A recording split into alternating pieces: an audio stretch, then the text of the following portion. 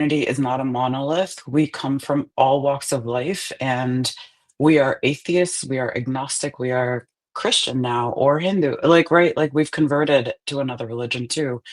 And so, yeah, we're a pretty large and diverse community. And I think that that goes to show that the word ex-Muslim is it's actually a very big and heavy word because it Mhm. doesn't, it defines us just leaving Islam and that's about it, right? And I also So, wanted to add that I've been, obviously not everyone can do this, only do this if it's safe to do so. But it's happened in multiple situations now where I meet a Muslim who doesn't know me, right? Or I didn't know before, not as Aladdin, but, in my personal life. And, slowly as the topic comes up, they ask me, "Oh, are you Muslim? Why do you know so much about Islam?"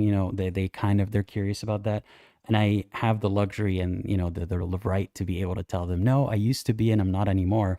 And it's interesting to see how their ideas of me are first formed by our interactions, and then they find out that I'm ex-Muslim, and that helps them, build a better image of what an ex-Muslim is. If I just lead yeah. with, hi, you're a Muslim, I'm ex-Muslim, doesn't really get us anywhere.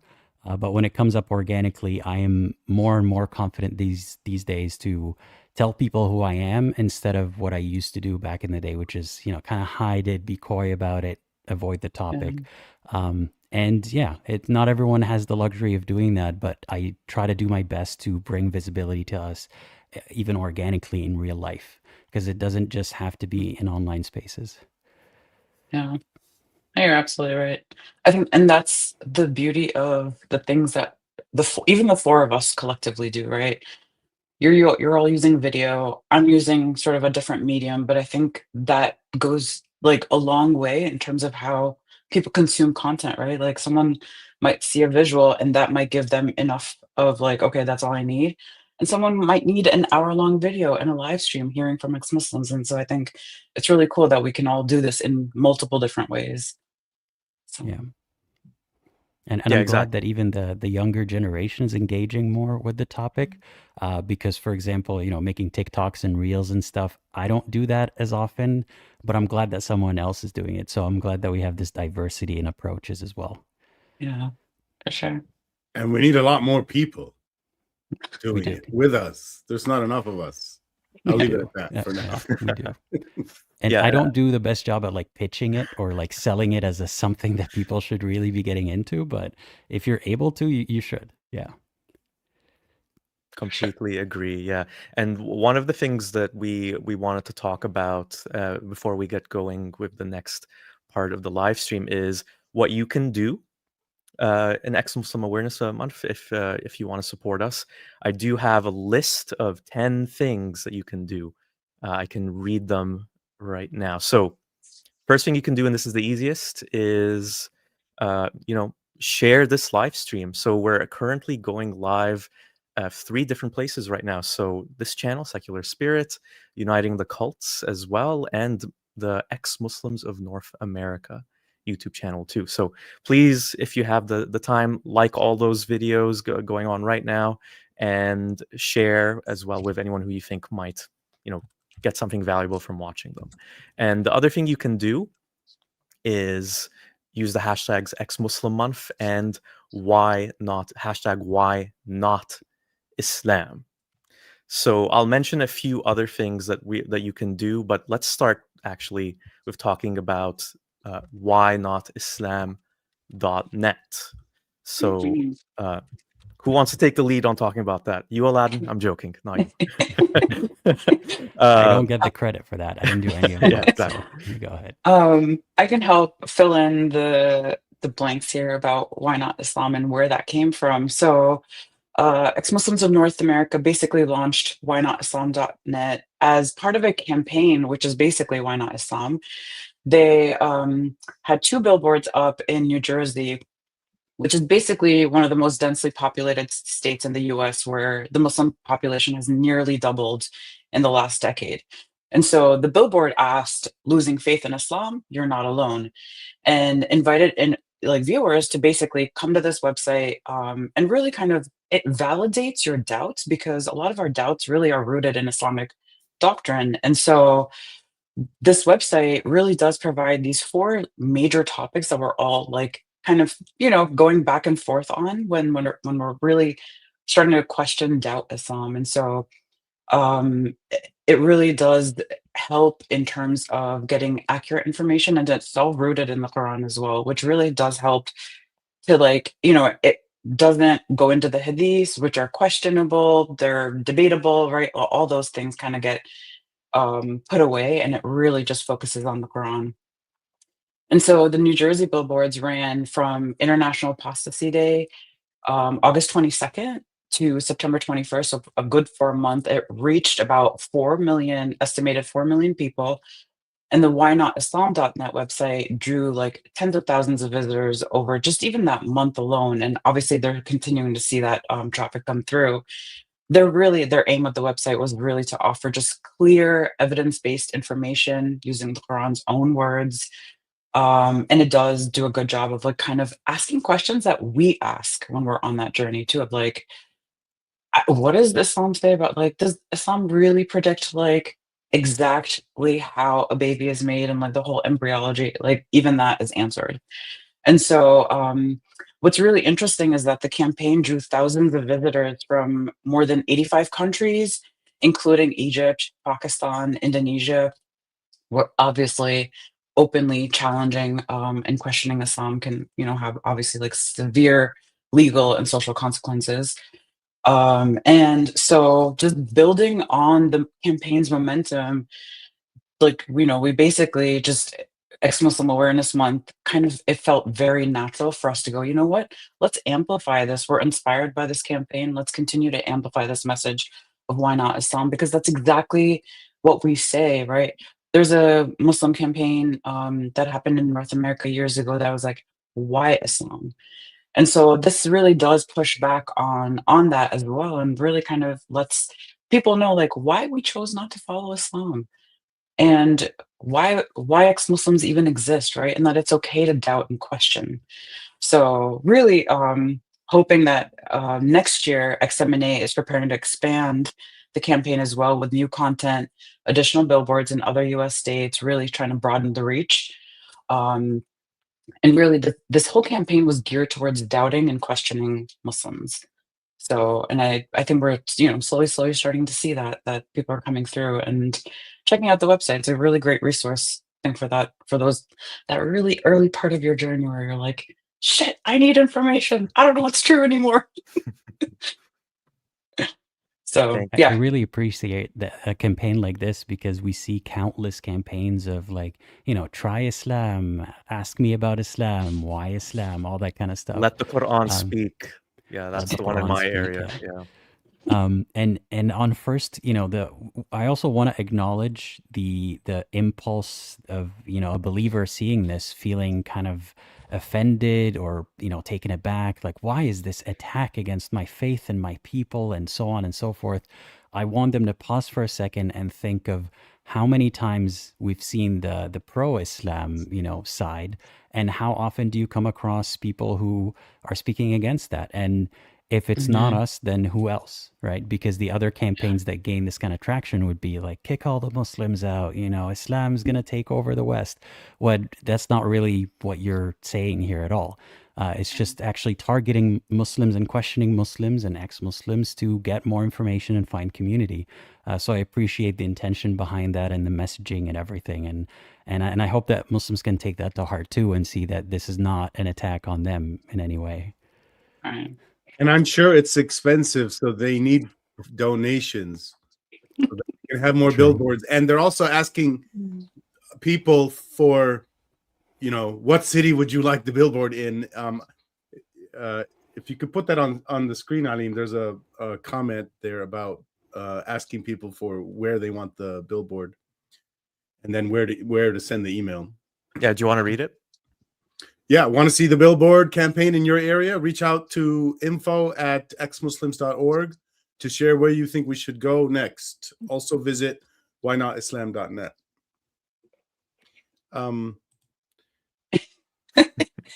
I wholeheartedly believe that too, Yeah. Zenith. Zenith leaves a comment saying, cats. I do not believe in God. I believe in cats. And Unlike God, you can actually see the cat next to Aladdin right now. Did you see him paw at my shoulder for attention? Yes, Yeah, that's yeah. so cute. She's like, hey, I want to get in on Ex-Muslim month too. I wish they were aware. Yeah. If that's all about Why Not Islam, it's by ex-Muslims of North America. They do other things. Let me put this as a comment here. They have a newsletter. I think it goes out something like once every week. Yep. In it is the Dissent Dispatch. A lot of good information there every week. I love reading it. It's seriously the one newsletter that I will read top to bottom because it's always got really good information and just, yeah, like the latest things that are happening. And I'm like, if I don't have time to like research all this, they give it to you in a really nice, like packaged way. So, And the thing is, like, you can't, like, there aren't really other publications or websites doing yeah. those kinds of stories or looking Yeah. at those sorts of things. Yeah. And I don't know if I ever mentioned this to any of you, but Ex-Muslims of North America was actually my first entryway into the world of Me ex-Muslims. too. Yeah, yeah. So just to kind of share the story briefly, I was a journalism student, and we basically had a student magazine, and we got to choose what subject we wanted to talk about. And I had the idea of, why don't I? So I was an ex-Muslim at this point, but it wasn't really part of my life. I wasn't really thinking about Islam anymore. I'd kind of moved on. But then I thought, what about the people who aren't as lucky as me, who maybe their family situation or the country that they're living in, it's not safe to no longer practice Islam, let alone criticize it. So I thought of finding ex-Muslims and just getting their stories. And it was really hard. It didn't even occur to me at that time, even though, in retrospect, it's obvious, because I was thinking, I'm in Canada. Why would there be any hesitation to share anything about your experiences? But there was. And one of the ways I actually managed to find people to talk, who are willing to talk, was ex-Muslims of North America. Because I remember just searching, is there an ex-Muslim support group? And sure enough, there was one based in Toronto, where I was living. Oh, Yeah. So very cool. yeah. That's Yeah, 10 years interesting. later, 10 years later, still doing stuff with them. Same. It's so cool that this was, I think, mid to early 2000s when I forget exactly what that time frame was. Probably maybe 2005 to 2010. Mhm. Maybe around that time is when I found ex-Muslims in North America and just even finding the word ex-Muslim because I didn't even identify as that before. Yeah, I didn't And even know so, that was a term. yeah, exactly. And so, like, I was just like, I'm an atheist. But then finding that word, like a light bulb went off in my head, and I was like, shit, that makes so much sense. And yeah, I owe a lot to ex-Muslims in North America. Just having that representation online gave all of us a little more courage to be like, you know what, let me do something about this too. So And even for people who aren't in North America, they benefit from the work of ex-Muslims of North America too. yeah. So, just want to let them know you're not missing out all that much if you're not able to, be there physically. You can still be there virtually. You can still meet people online. So again, thanks to ex-Muslims of North America and everyone in that organization who works with that organization for all these efforts.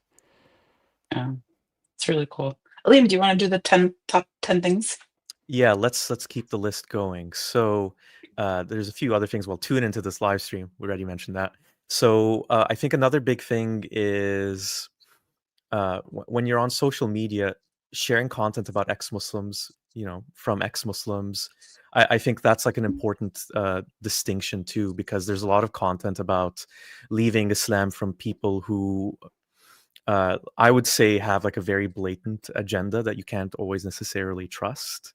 And so when you're hearing it from ex-Muslims directly, of course, they're going to have that agenda of, wanting to criticize Islam or wanting to warn people about the, experiences that they had. But that it's coming from their direct lived experiences. And when you want to learn about the impacts of anything, I would say getting that lived experience is so important. Wouldn't you agree? Absolutely. Yeah. And so, yeah, try finding that and sharing it if possible. And if it's safe to do so, talk about ex-Muslims on social media with people that you feel safe with. And if you can also do so, donate to ex-Muslim organizations like ex-Muslims of North America and others. There aren't that many. Another one I always like to mention is Faithless Hijabi, and that one, it's specifically directed to helping women who left Islam. Yeah. And let's see what I would go mention ahead, the other please. one too. Go ahead. Infidel Noodle actually just helped launch another one, which is called Elsewhere Initiative.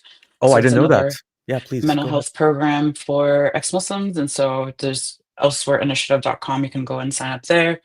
And then I was going to say, like, even the fact that ex-Muslims of Stockholm, the Council of Ex-Muslims of Britain, right? There's ex-Muslims of Germany, ex-Muslims of Toronto. I think just having all of these organizations be online and available and really kind of just helping supporting ex-Muslims around the world. I think that gives me a lot of hope too, right? That there people are really doing the work as well. Yes, we can all create videos and content, and also they're part of doing that work, which is everything from advocating for us at the government level all the way down to even supporting ex-Muslims, like if they need some sort of like they're seeking asylum, they need a letter, right? Like so there's all these organizations really do a lot of work, and I'm grateful that they're here. And we're alive at this time, like 2025, where all this is happening. Feels Oh, like the middle between the past and the future. yeah. I don't know which side we're really on though. Yeah. So there's a couple other things you can do. So I might save them for later, actually, because we are meant to talk about them a little later.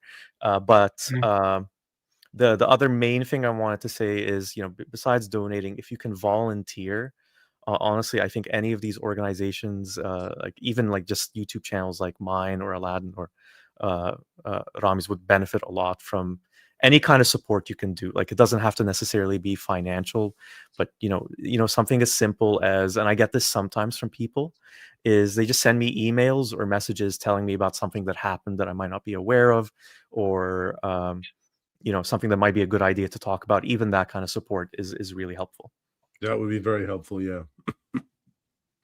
And sometimes I'm finding out about things happening in the world from other people that I'm connected with, right? Like it's impossible the amount of content explosion that's happening, like right with online and everything. It's impossible to keep on top of everything. So I really appreciate when ex-Muslims can send me like a news article, something that's happening in the world, and they're like, "Hey, did you hear about this?" So keep that going too, because I think that helps us as well. But Yeah, and I don't know if anyone else can relate to this, but just being in this world, sometimes day in day out, I sometimes have to just like take a couple of days where I'm not thinking about Islam and all the suffering it's causing around the world. So sometimes I'm actually out of the loop. So people sometimes tell me, "Can you believe what happened here?" And I'm like, "Oh no, what happened now?" And so it is useful as well to stay connected. yeah, absolutely. And I appreciate that we can all connect with each other too and just do these kinds of things. Yeah.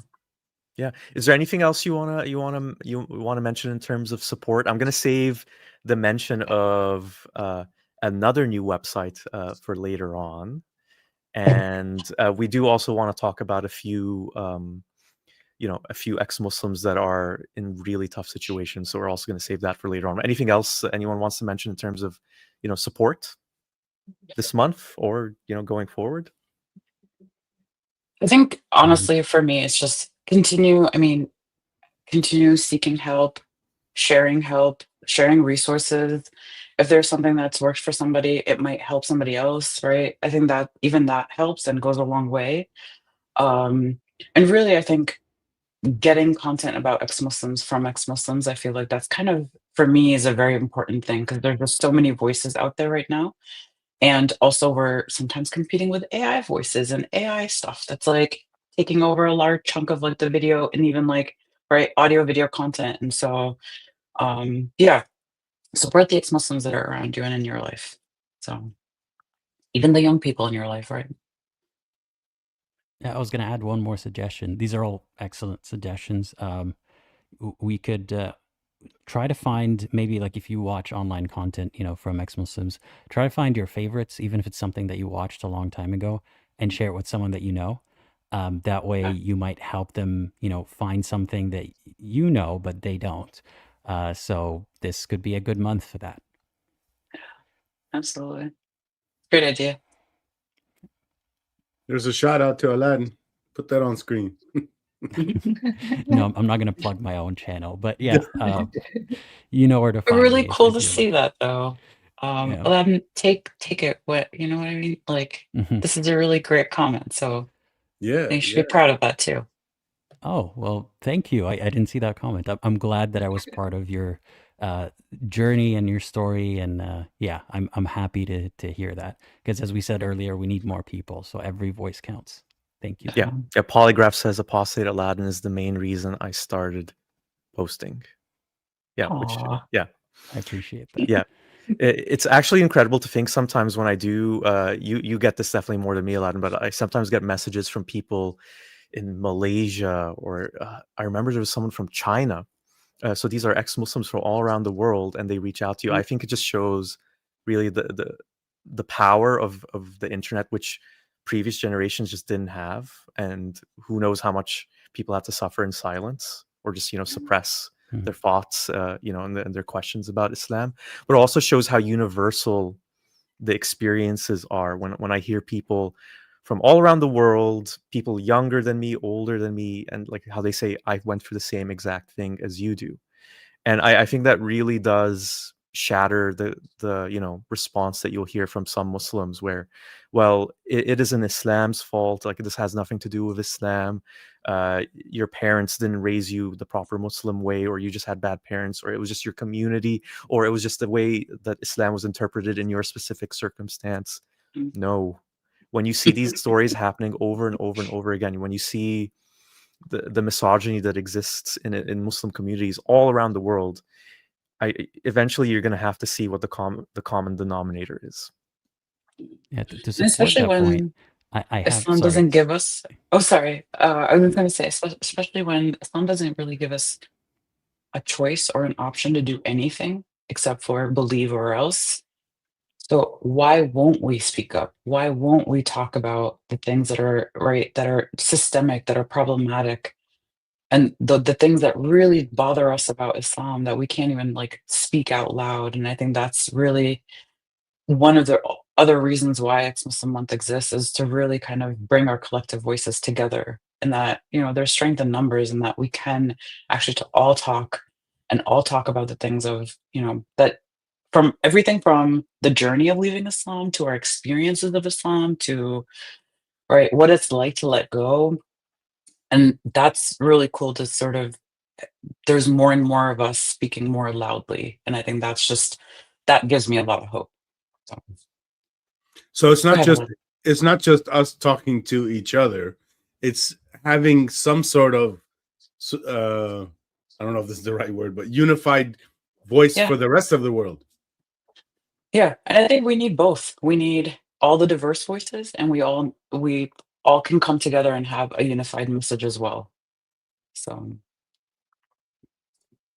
I was going to mention that there's on the Discord server for my YouTube channel, there's a member of the community who grew up and still is in Mecca, of all places. wow. The birthplace of Islam still lives there. So it's not, it's not just that we're reaching people who are very far away physically and, ideologically from Islam. Like, there are even people in Mecca who watch our videos and they echo similar sentiments, and things are tough for them as well. So I'm just I'm happy to hear from people all over the world, and I'm glad that we're able to do this. Yeah, for sure. Okay, so Shall we should move What's on next, to the guys? next? Yes. what are we doing? You want can to I do the just discussion panel? Oh, go ahead. may I say one last thing before I jump off, and then you can get more folks in.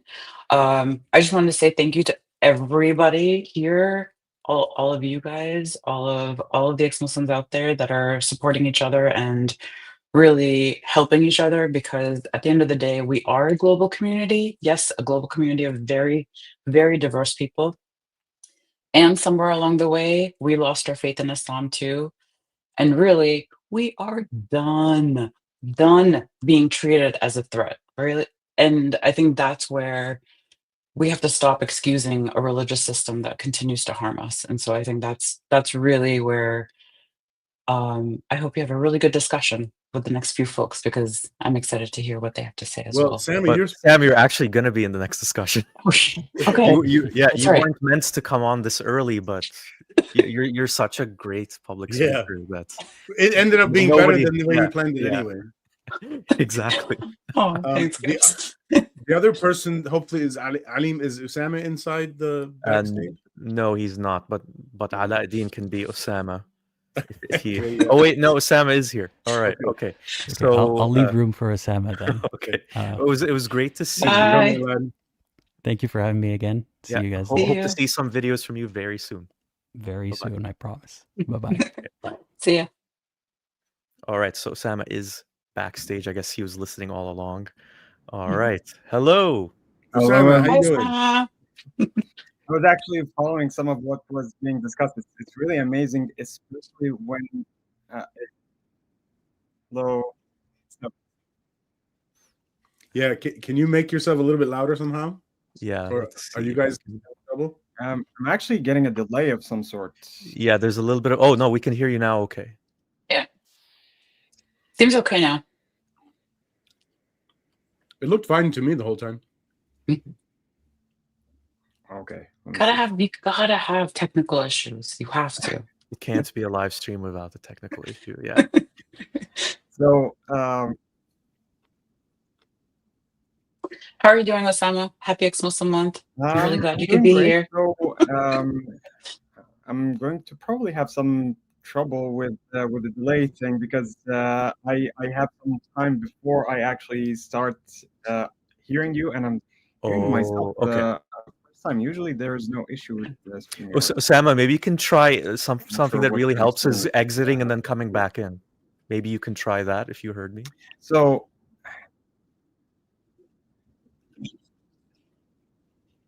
Yeah, we'll give it a... I think you might be hearing me right now. yeah, possibly. I'm going to actually exit and then come Okay. back. All right. Okay. So we'll wait for Osama, but we'll just quickly mention what the discussion panel is about here. So building on why not Islam and the things that we already talked about a little bit, what we're going to be discussing in a little bit more in depth than we were already is why should we not have Islam in government, in schools, in families, in one's mind? So for everyone watching live, you can, if you have questions you want to ask us as well, or if you have any thoughts you want to share, please do so in the live chat and we'll get to them if we have the time. Okay, so Osama is back. Hopefully it's a bit better now. Osama, can you hear us? Okay, let's try. Are you able to hear me? We can hear you. Can you hear us? Okay, perfect. Yeah, so Hey. I just wanted to mention something about the previous segment. I was actually listening to it, and the amount of reach that's actually happening when it comes to the English speaking segment of this whole multimedia outburst that is happening right now is really amazing, because when you look at the Arabic side of this and how many people are actually out there consuming content and producing content, and seeing how the two aspects, it's a completely different kind of discourse that happens there, because when you're talking about someone who speaks Arabic, they already know what the text actually says. They have been immersed in this from childhood. They know so much. And then when you see how the two sides are merging, there's a kind of a whole landscape with a whole spectrum of people who are really leaving. I wouldn't say in droves, but it's really larger numbers than many people think, especially for people who grew up as Muslims in a Muslim majority country.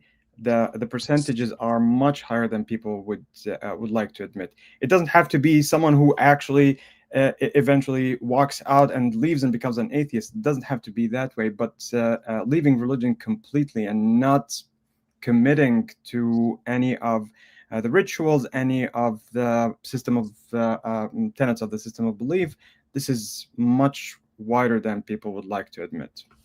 What's making the two worlds merge? You were saying the Arab world and the English-speaking world are merging. How are they merging?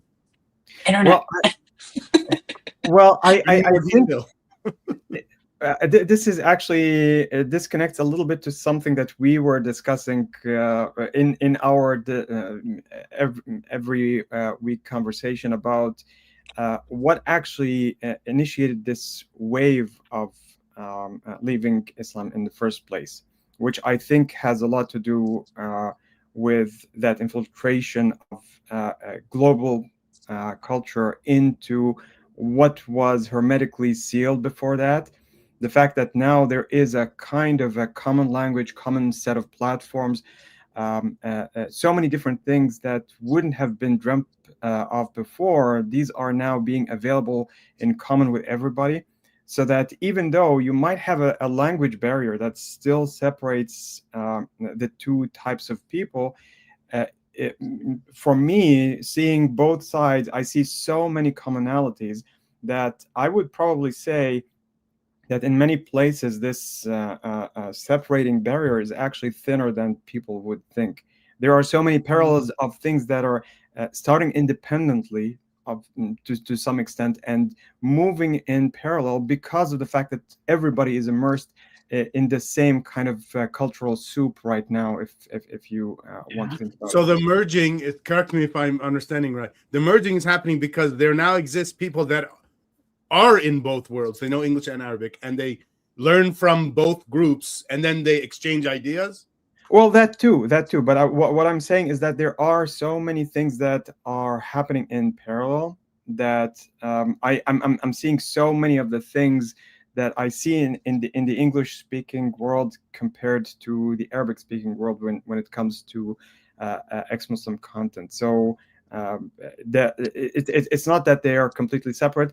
There is an advantage when it comes to the Arabic speaking world because many of the English speaking world actually when it comes to knowing the text firsthand, knowing what the actual history is firsthand, you would be surprised that so many of the things that we find commonplace is something that requires explanation, requires people to really get the ABCs of what's actually happening. Whereas for us, we grow up in school, we go through 12 years of education. This is something that we have learned right from the start. And that I think gives a completely different perspective from that aspect. Can I add a small detail? This is a technology thing that might help them accelerate the merging of the two worlds, the Arab speaking and the English speaking. I got a notification yesterday or a day before from YouTube. Oh, that's okay. Yeah, I know what you're going to say. Saying there's a new feature where videos that are published on YouTube are now going to be automatically dubbed into, I think, like 20 or 30 languages. Arabic is one of them. So, and I'm not sure about live streams, and they're going to work on old videos too. So the idea is I make something in English, anyone who doesn't even know English but knows Arabic can listen to it. I wonder how good it's going to be, the dubbing. Similar on Instagram too. I just saw one of my videos actually I added, and it basically like has the same voice but in a different language. And so it's already happening. Yeah. Are they using your actual voice? No, so it was a video. So for Betty, we actually shared a video. And so I was like, let me try this. And I actually created AI translations. It was somebody else narrating it, but the narration sounds exactly like her, but in a different language. Oh, okay. So yeah. I was gonna say, so in terms of Osama, like we're talking about why not Islam, right? Why not Islam in why we don't want Islam in governments, in education, healthcare, basically places where decisions are made about us. And so let me ask the three of you. Let's start with government. Why not there? That's a big question. It's what I really like about these kinds of questions is because it really makes me think of people who maybe they don't understand, like maybe they're not part of the Muslim world, for example, and they're wondering, oh, why are people saying all this stuff about Islam, whether it's from ex-Muslims or not? Yeah. And I think it would be very valuable to just understand, the nuts and bolts of why the problems emerge. But before we get to that, actually, Osama, this is for my benefit as well as maybe people watching. This is our first time ever speaking with each other. I would love to know a little bit more about you, what your background is, what you work on, anything you think might be interesting for people to know about you. Well, okay. So for me, as an ex-Muslim, probably I left Islam a little bit before than many of the people who might be leaving Islam recently. I that was back in college, I would say about 30 years ago. So that started a long time ago. But my main involvement in activities online didn't actually start until about 10 years ago, when I discovered the online communities, mainly the Arab Atheist magazine, which I help lead right now. So that aspect is mainly what we are involved in. And so our presence initially started on forums online, and then it moved to Facebook. Facebook right now, I don't know, it seems to be in its last breaths before it turns into something else. I don't know. It's frustrating over there right now. But yeah, our project in the Arab Atheist Broadcasting.com goes back to the beginnings of the streaming online, and we have a lot of content there. We went through a little bit of a crisis after some hacking that happened in 23, and that actually enabled us to bring back some archival content that wasn't really there. So this type of aspects of activity that shows the arc that starts from the middle of this thing that started around the Arab Spring beginning, all the way to now. That's mainly where that activity is concentrated. Now, for me personally, I'm a physicist. I have nothing that connects me directly to any of these things. But being a physicist, that was actually part of the process that ended with me leaving Islam in the first place. Looking into physics, looking into how the Quran itself makes claims about the universe, about the world. Initially, I wasn't actually trying to do anything that might be considered blasphemous. I was actually thinking that I was reinforcing my religion, but that crumbled down very quickly, and here we are. Osama, that's really cool that you were like, I had no idea. So thank you for sharing. And I had no idea that you were actually writing for Arab Atheist magazine. That's really cool. No, that's really cool. And so you're Yeah. telling me that being a physicist didn't bring you closer to Allah? Shocking. Surprisingly. Let me add something to the same question about what Usama is doing. So Usama helps me out a lot at Uniting the Cults. When I first started the organization, I emailed him saying I'm starting it, and he said I want to volunteer, and that was really amazing. All we did was start doing meetings. So I stole an hour a week from him. Okay. And after 12 meetings, we realized, okay, let's turn this into a live stream. So now we do weekly live streams called Deconstructing Islam on our YouTube channel, Uniting the Cults. And so I just wanted to add that little part there. Yeah, but let's emphasize this is actually you're the main driver of this project. I'm basically a support person, but yeah, really important support though. I'll tell you something I told my mom 2 or 3 days ago. I said, I told my mom, if Usama wasn't with me the way he was this whole time consistently, maybe I would have quit. You know what I mean? Because if you don't have people speaking for you and talking and saying, hey, I think you're doing a good thing, and also helping with contributing ideas, I think we would quit. I don't know. I don't know about you guys. I don't think I can work alone. Teamwork is important, and I assure you that I know that firsthand from the other aspects of what we're doing. I mean, you just mentioned your mom, who has been a really wonderful contributor to many of the artwork pieces that we have in the magazine, and I'm sure that she's going to be mentioning some of that shortly. Yeah, I guess we didn't say my mom is actually showing up on this show soon, actually very soon, and anyway, so you guys will get to meet her too in a second. Yeah, she's backstage impatiently waiting. I can see her. But yeah, so let's go back to the question that Haram Doodles asked. So, government. Why not Islam? Haram Doodles, you're muted. Yeah. But yeah, I why was not like, let's start with Islam? like the Yeah, really the big biggest one. Yeah, Get it government. out of the way. Yeah.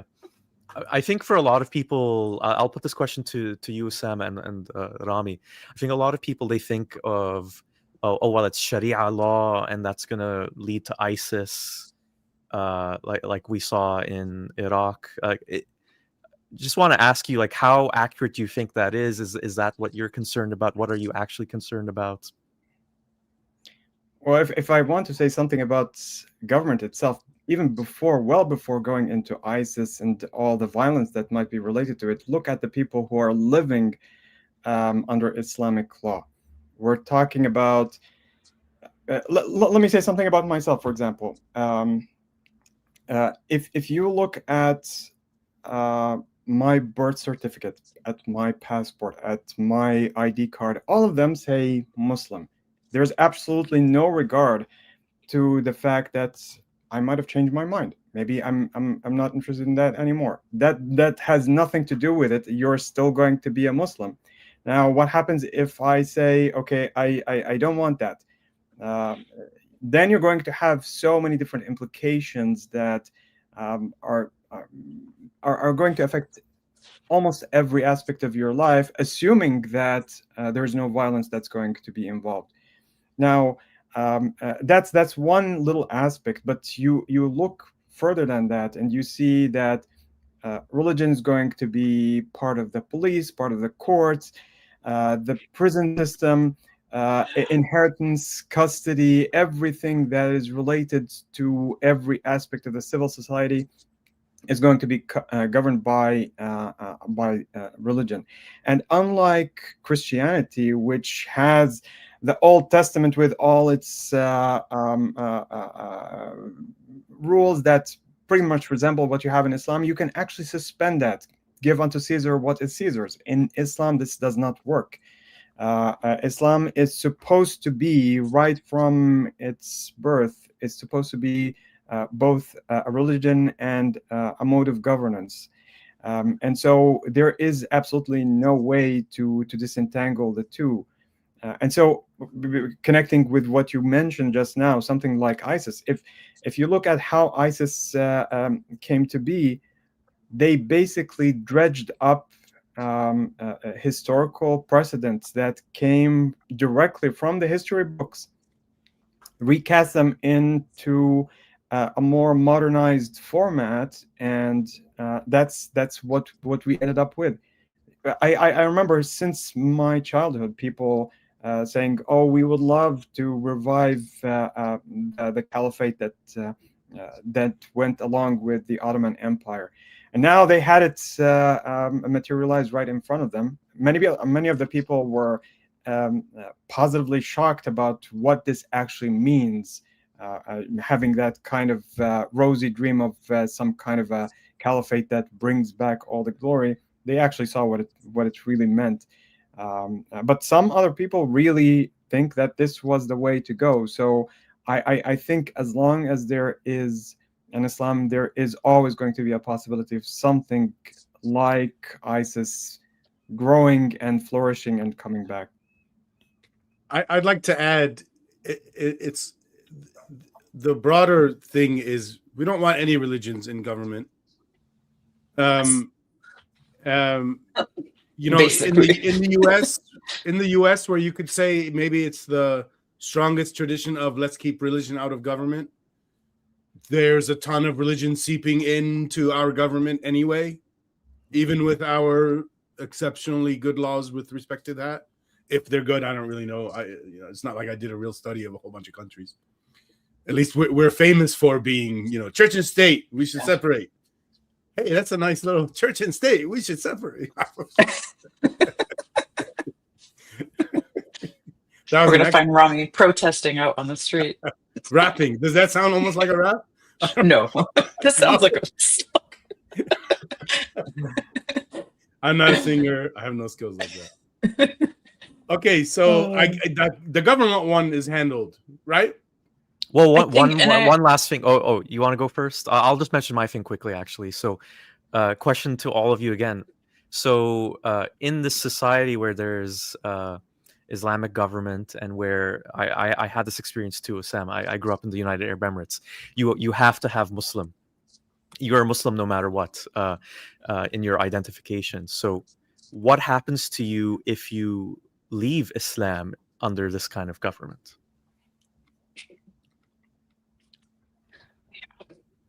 And that's exactly why we don't want Islam in government. Oh gosh. So if we want to think about all the implications that happen, especially if you go out publicly and start flaunting it, because some of the Muslims would say to you, yeah, you can leave Islam, just keep it to yourself. As if it's when you look at how Islam and all the proselytizing religions and how they publicly go out defaming other religions and talking about other religions and other people. So in any case, the main issue from a legal point of view when it comes to apostasy laws, blasphemy laws, as a kind of a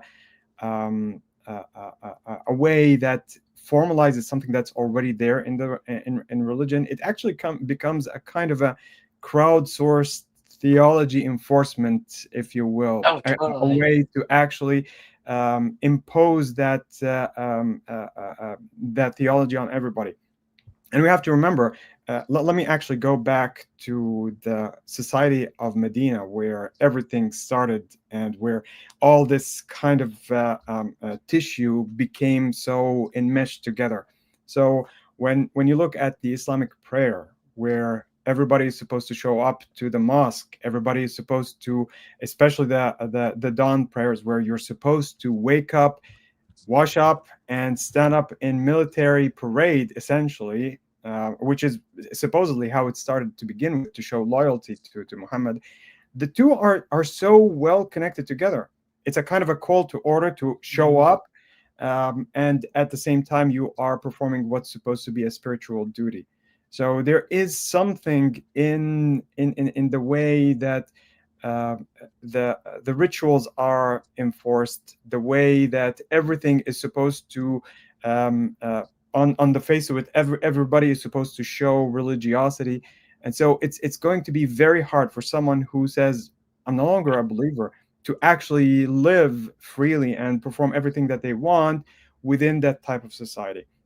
Now, I'm not saying that in practice everywhere is going to be the same, and in so many places people are not going to really care, but that is how it is in principle. So this means that you could have this invoked to a maximalist degree, where you can see the religious police as it used to be in Saudi Arabia, and in other places where people are a little bit more relaxed and they are not going to really care and interfere, but not in a formalized way that would guarantee your right to actually go out and do whatever you want. And I think, so I was going to go back to kind of the point that you made, that there are some of us that, I don't know if I would say flaunting our right to leave Islam. I think it's more that we want to be heard, and we want that voice to be heard by others, to like help them feel seen and heard and valued, right? Too, that like me seeing people like Mariam Namazi gave me a lot of hope and courage to like have my own voice as well. And so I think that's really important. But I think in terms of just the government, Remy, I'm with you. I am so grateful that I live in the US and I had the the privilege, the opportunity to be here. Because if I was back home in, for example, Pakistan, I would not be able to do what I'm doing here very easily. And so I think that goes to show that there's so many more Islamist, and I think that's the distinction, right? Islamist governments. It's the Islamist governments that really kind of put Islam into everything, right? Everything from whether you're going to get a divorce all the way down to, right, like how you're voting for people in the country, Mhm. what you're voting on. Like, has there ever been, can we get these, like, at the end of the day, we want these apostasy and blasphemy laws to be, like, just abolished, because that at least will start to get us to moving towards a more secular sort of state and government that actually, like, centers people instead of a god, right? That's what really just bothers me about religious governments, is that they put the religion, the God, the prophet, everything at the center, and men at Mhm. the center of everything. Everyone else can, we're all shit out of luck at that point, especially women, LGBTQ, right? Like all the rest of us that are kind of left reeling from these very sort of authoritative, controlling laws made by men for men. And it sucks for the rest of us too, then. Yeah.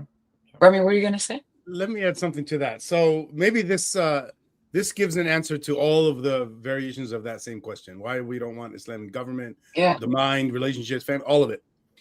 Islam's conception, or the conception it tells us about human interaction, is that in a disagreement, somebody has to win, somebody has to lose, and then it chooses who. So between man and wife, it is the man, and it tells Yeah. us we can use, beating to make her obey. Between parent and child, same thing, it's the parent. Between Muslim and non-Muslim, same thing, it's the Muslim. Yeah. Between Muslim and ex-Muslim, also, it's, Yeah. And I don't think that's the correct way. The correct way is, well, we can resolve our disagreements peacefully with consent, all that, including parent and child, which, and by the way, I don't even think the West is very advanced in that area in I respect. think all of us need more advancing and progress, like, generally, I think. Yes, yes. Yeah. My kids would agree with you. Yes, yes. There's and I think that's something that I, I feel really just horrible for the people that have to be living in Muslim countries with very Islamist governments, and eh, and the fact that they still go out of their way to speak about Islam, and they still go out of their way to find community and find each other, right? I think that just goes to show the resilience and then the courage that it takes for all of us to go, we're done. We're done with Islam. Even if I'm in a Muslim country, I will take the risk to find others like me, because I can't be alone in this. And I don't want to be alone in this, right? Like, humans, we're collaborative. Like, we love people. We love each other. We love hanging out. We love community. And I think that's exactly what happens with ex-Muslims too, is that we really do like the fact that we are able to find each other. And even if Islam says, nope, we're still going, nope, I'm done. I think that the courage that it takes to get to that point is huge, huge, right? When all your life you're like, you have to believe this. Your entire government is doing the same thing. Your family's doing the same thing. Your friends are doing the same things, right? It's just like this, like, repeated indoctrination that you're going through. And yeah, it takes so much to get out of that. I think there's a overlap with when Sama, when you use the word flaunt, like, don't flaunt it, just stop practicing and whatever. I think there's for people in the Western world, the real overlap, I think, is that's the kind of thing that people in the LGBTQ community hear, where, oh, I don't care what you do in the privacy of your bedroom. That's a classic thing. Why do you have to flaunt it in parades or whatever? And that's the same kind of mentality that exists also for LGBTQ people. So the idea is you have to play along, you have to play this role, perform this role your entire life, and you can't express who you really are, what you truly believe. You can't criticize things if you believe that they're harmful to you or to others, because that's flaunting it. So they're forcing you to be silent, and that's the reality that I think happens. Like if we were to move to just like the next couple of things to talk about, is that instruction, that education happens in the home, from your family, your parents, your grandparents, the closest people to you are the ones that are enforcing this, and then you go to school and you get more of that kind of indoctrination. Let me just add one little point about this last issue. And we discussed this several times when I and Rami were talking about it. Our visibility is actually so important when it comes to normalizing the existence of ex-Muslims in the first place. If you go along with that directive, yeah, be an ex-Muslim, but do it privately, you're actually reinforcing that image that gets created when you demonize someone that is not there. The faceless ex-Muslim who gets demonized is demonized because they don't show up. When you're showing up and talking and humanizing your presence, that's probably one of the best things that you can do. And the people who can do it, like us, are doing a favor to others who can't, because there are people who cannot publicly show that. So I just wanted to add this little point. I'd like to add. Yeah, go ahead. go ahead. Were you going to finish? No, go ahead. I'd like to add one thing. Is the thing Alim brought up and that Usama was talking about, the way it's framed, what we're doing. If we speak up, they're calling it. What was the word you used, Alim? I don't remember anymore. Flaunting, right? Flaunting. Word? Yeah. Flaunting. Okay, so here's how I see what I'm doing. I'm trying to save people from the suffering that I faced.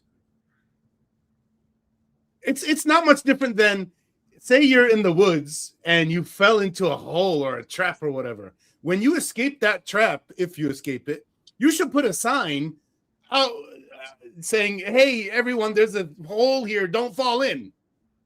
That's what I'm doing with every word I say about Islam. And, I'm trying to help you avoid the hole that I fell in. That's all. I'm not fucking flaunting. Excuse me, I'm getting angry now. You know what the really hard thing is?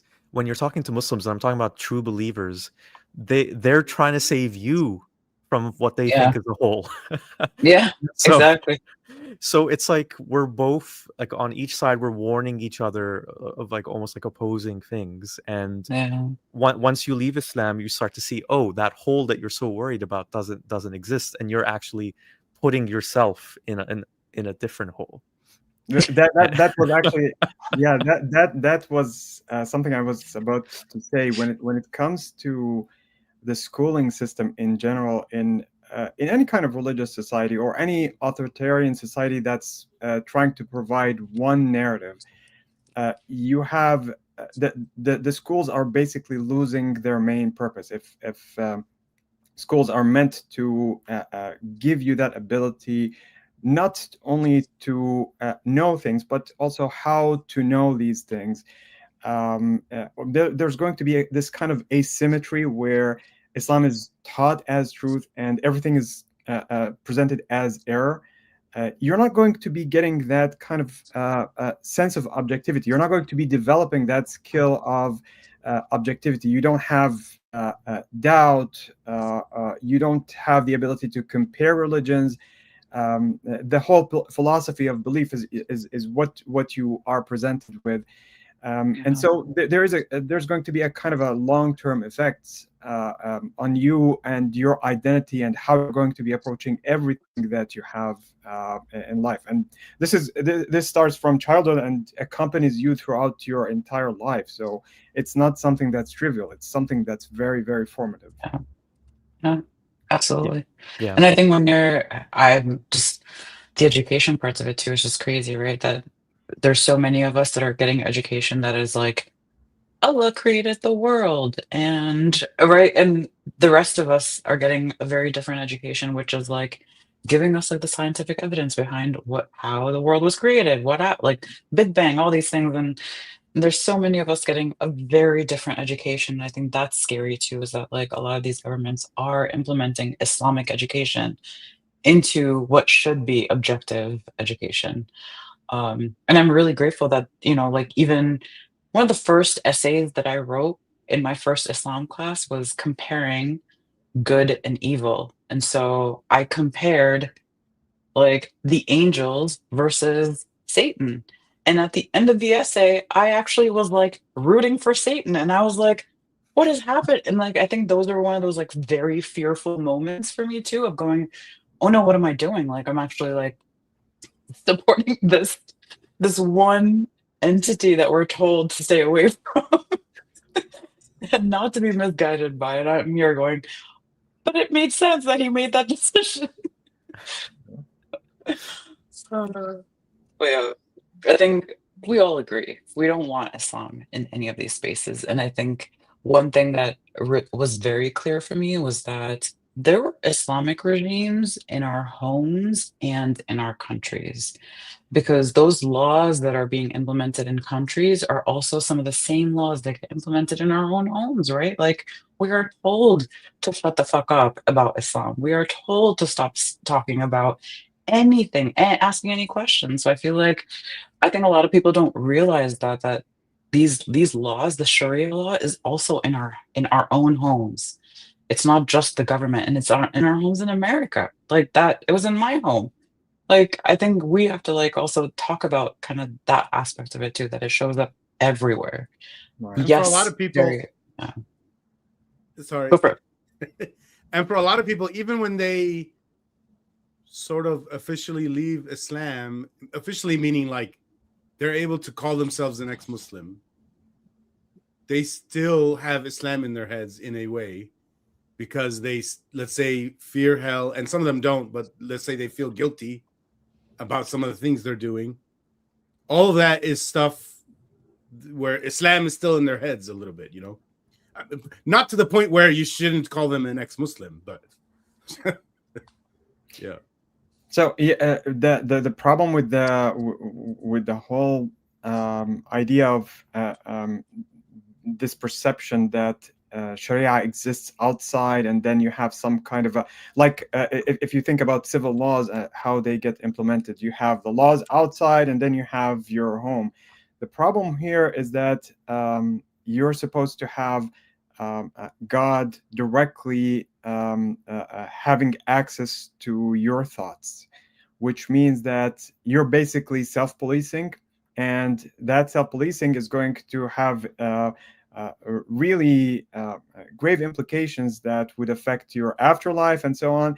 And so when you're looking at something that you don't approve of at home, and you see that someone is not praying, someone is not doing something that they're supposed to do, saying something they're not supposed to say, that implementation of these laws gets inside the home, and the punishment is not necessarily going to be a physical punishment. It's going to be relational exile. You're basically going to have so many different consequences on how you live, even inside your home. If you just think about the fact that this is something that's accompanying you in every single moment. You have supposedly two angels on your right and your left that are basically writing down everything that you do. And so when you have a little lapse, someone else is going to say you did this or that. So even at home, this is something that infiltrates everything. Yeah, that's like so well said, and I can say from my personal experience and this is something that a lot of Muslims are taught when they're very young. You read the Quran and you read about the punishments that will happen in hell, and you're taught that if you're going back to the two angels, if the book of deeds that you get at the end of everything, if you receive it in your right hand, you're going to paradise. If you receive it in the left hand, you're going to Jahannam, hell. And so that's the genius of it as a control mechanism, is you start policing yourself. Yeah. No one has to do it for you. You just Oh. you just read the Quran. You listen to what your parents say, your family says, your teachers say, and you do it for yourself. And when it's something like questioning your own sexual orientation, or like anything along those lines, where you start hating yourself, you start hating anything that you've done that doesn't align with what you're supposed to do as a Muslim, and that can lead to depression, it can lead to suicide, it can lead to harming others. Who knows? Like, there's so many negative consequences that come from it. And this is, by the way, taught to hundreds of millions of children around the world. Yeah. Catholicism is usually portrayed as something that's really big on sin, but when it comes to Islam, you're basically having guilt without crime. You're basically moving through your life with that sensation of guilt, this uncertainty about all the things that you might be doing that could be questionable, or And the guilt weighs on you like repeatedly, right? Like there's so many in so many cases. Like me sitting next to this a gay friend on the bus going to school every day, and my little brain, like kid brain, is going, "Oh my God, he's gonna go to hell," and like feeling guilty for him, right? And so I think even that, like the association that we have with guilt of like, I feel guilty for this, like this Jewish person that's going to be going to hell, and this Christian person, this Hindu person, this gay person, like pretty much everybody, and me included, right? Because I'm thinking of like all these thoughts. It's exhausting. For a while, you're like, okay, I'm done. I can't. How much more can I blame myself for everything? Rami, sorry to interrupt you, but we are running way behind schedule, and Okay. there's so much I want to talk about with both of you. Sam, it was a real pleasure to finally meet you and just listen to your thoughts. You're very eloquent. I totally believe that you're involved with a magazine. So it was a pleasure hearing from all of you. We do need to get to our next discussion panel. So Haram Doodles, you're also unfortunately leaving us for this next one, aren't you? See you later. Yeah, we'll see you towards the end. Okay, bye. Yeah. See you, Osama. And okay, Rami, do you want to introduce our next guests? 3 guests we have coming. Yes. Okay. You mean you want me to say it before they come on? Yes. Who's coming up first? Is coming on. And you start with Medium first? Oh, wow. Okay. Am I going to get in trouble for that? Okay. I was going by order of the amount that people know them. Okay. Next would be, I guess, Yasmin El-Baramawi. And then, I hope I said that right. And then Raghad Rustam, which is my mother. Saving the best for last. I like how you mentioned her last. Yeah, there you go. Yeah, I like your logic. Yeah. Okay, so I'm going to add all of you right now. Okay, I think you're all ready. Okay. So I'm going to add all of you right now. Hello. Hello. Hi. Miss you. So Nice to see you. So somebody Hello. Hello. Miss nice to see you. Oh, is that Hello. Okay, I muted all of you just for the moment. Just so we can figure out who it is. Yeah. Okay, I muted all of you just for the moment. Just so we can figure out who it is. Yeah. Okay, I muted all. It's just on an endless loop. Okay, so I'm just gonna remove all of you. Oh, and Yasmin, I think. One by okay, one. Yasmin, it was you. Okay, it was Yasmin. All right. Okay, let's try adding you again in a second. Okay. All right, Yasmin, how's it going? Sorry, it was me. No worries, no worries. Okay. Okay, well, welcome everyone. So I was before we get started with the topic of the panel, I was wondering if each of you could just tell us a little bit about who you are. And unlike Rami, I'm going to start with Rami's mom. You can go first. Oh, all right. Oh, thank I totally you very threw you much. under the bus there. Thank you very much for you. Well, first I'm so proud of everyone. I'm sitting about to cry when I was listening to everybody. So and I wanted to say congratulate everybody for ex-Muslim month, and I'm proud of that. And so about me, I am an artist who left Islam 2012, and it was absolutely very hard for me because I couldn't believe finally I understood, or I have read the Quran, I read everything, but for some reason my logic was sleeping. So all I see, I believed everything except did not, I gave excuses for the problems about women and, killing atheists and mulhideen and whatever. So, but after that, I don't want to say, make it too long. So after 2 years, I got more encouraged to keep going, and actually voiced.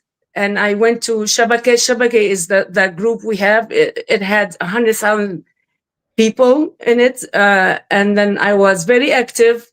Then I got introduced to the magazine around 2014. Arab Atheist magazine through Arab Usama. Atheist magazine, and I was amazing at that time. I'm sad about that. We could go back to that time. So I did around 13 or 12. I designed the covers. I did paintings that go along with articles about Islam, criticism of Islam. And first I started with a fake name. Then I decided, no, I am going to be more, encouraged, and I'm going to go with my name. So I went with my name and picture everywhere. So the result was that half of my family stopped talking to me. The one back home, not my family, immediate family here, no, but back home, all of my, especially one of the uncles, he told my husband and whatever. But I didn't care. Now I am, 15 years. I am actually proud of myself and proud of my son, proud of my grandchildren. Their grandchildren all left Islam, and I am happy, very happy. I'm still active with painting. So I have done, if you could go to my website, you could see all the paintings they have done for the magazine, and some of them, people who got killed because of Islam, like the writer Nahid Hattar and Amro. There's another guy who got killed, a young guy, and there's others. And now I have done for the last few days, I was working on the painting for Betty. So I just finished it. I'm going to show it to you today. Amazing. Mariam, do you want to go next? Oh, we can't hear you. Oh, no. Okay, let's see if that helps. No. Oh, no. So, Mariam, we can't Maybe hear we should you. have tested that. So maybe if you... Oh, now we hear, I think. Wait, speak, Mariam? No. Oh, no. Maybe try exiting and then coming back on. That sometimes helps. Yasmin, you can go next if you'd like. You hear me? Yes, we can hear you. Well, okay, I'm here to speak about Sherif Gaber. He's disappeared the 4th of November. Let me introduce him first. He's an activist and a YouTuber, a blogger. He opened a Facebook page like 10 years ago about atheism, started to criticize Islam. And he was first arrested in 2013 in Egypt, and he went out on bail, and then he was arrested again, and he got like 4 years in prison, a verdict, and he escaped that, and he's hiding and trying to leave Egypt. And then he got another verdict on the year 2024 for 5 years, which now is a total of 9 years in jail that he need to go to serve. And he was hiding all the time, and meantime he was still active online. and he was doing his best not to be blasphemous, to criticize Islam in a very objective way, not offending anyone. He even made up names, made up another name for Allah, another name for Muhammad, to avoid using the real Islamic names, and he never used an insult. It was a very objective criticism. But for our society in Egypt, religion is sacred to the limit that you only need to praise it. You do not even say that there is one tiny problem in the religion. Otherwise, you get punished for that. You get disrespected for that. Even people start to question your sexual orientation. I don't know what's the relation between that and that. And also, Sherif talked about women's rights, talked about homosexuality. And now we don't know anything about where he is. He disappeared 32 days ago. Not his family know where he is. And that's not legal. It's at least his family has the right to know where he is detained. And if someone need to go to jail and need to go to prison, officially arrest them. Officially arrest them and put them in jail, and we get them a lawyer. But to kidnap someone, and we don't give us any information, and we can't help him. We don't know what's happening to him. Is he being tortured? Is he still alive? Are we going to see him again? Is it just because some people say there's elections and we will lock him for a while and then release him? So it's inhumane to put friends and the family in this pain of not knowing where is Sherif. And that's happening also to but there is another person who got kidnapped. His name is Magid Zakaria, and he disappeared 2 weeks, and now he's detained with other 20. So there is a total of 21 atheist activists in jail. One of them is disappeared in Egypt, only for criticizing the religion from inside Egypt. And that doesn't make any sense. And one of the prisoners is an officer in the army, Egyptian army, an ex-officer in the Egyptian army. And people usually told him, that's Megid, why you speak about Islam and inside Egypt with your face and your name? And he said that he's an officer and he was willing to sacrifice his life to Egypt. It doesn't make any sense to be afraid inside the country that he is defending. And he kept going many years, 5 years maybe. Now he's in jail. Also, it's been 3 months, and for everybody else, it's 3 months without a verdict. It's just like people in the police, they're just renewing the 4 days, 45 days, 45 days. We don't know what's going on, what will happen next. Egypt is not following any constitutional steps or legal steps, unfortunately. Unfortunately. Thank you so much, Yasmin. Mariam, let's see if we can hear you now. Hi, I think I figured out what the problem was. Amazing. Yes, we can hear your beautiful voice. Great. Thank you. Hi. Should I just follow on what Yasmin was saying? Yes. And I think it's important to also talk a little bit about Betty as well, if you want to do that too. Yeah. I mean, I think this actually follows quite well from the discussion you were having earlier with Osama and Haram Doodles and yourselves about religion in power and how negative that is and what sort of adverse effects it has. And I think, the example of Sherif, the example of Betty, these are real life examples that we all know of many more that really show how it affects individual lives, people's lives, how it destroys lives, and not just theirs, but families as well, their loved ones. And of course, we're seeing this replicated all across the world where religion is in power. and particularly in countries under Islamic rule. So with Betsy, too, I mean, the case is, as of today, she's been in prison for 118 days, and she's been held in solitary confinement throughout. Wow. She has no mattress to sleep on, and she's a cancer survivor, so she has a prosthesis in her arm, and she was meant to operate on it in France after her visit to Morocco to visit her mom and her family and friends, and it's detached now, so it's, you know, the bone is detached, and there's a huge risk of her losing her arm as a result, because she needs specialist care and specialist surgery that isn't available in Morocco. And so this is not of concern to the Moroccan government, of course, the fact that she's in isolation, she's sleeping on the cold cement floor.